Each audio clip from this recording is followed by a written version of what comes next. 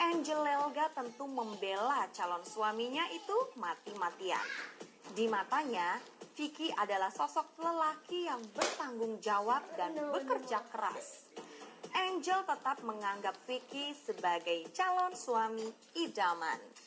We don't talk anymore. We don't talk anymore.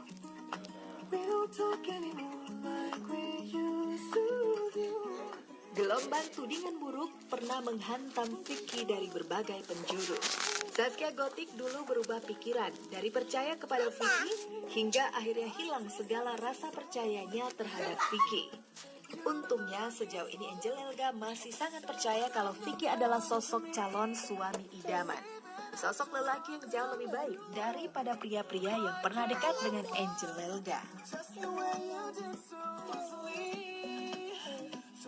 Dia itu selain memang penyayang keluarga, dia bertanggung jawab, dia juga pekerja keras sebenarnya.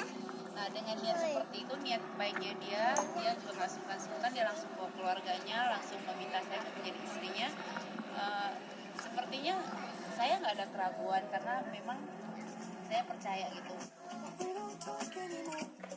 Di media sosial pun Angel tak ragu untuk terus mengumbar kemesraannya dengan Vicky.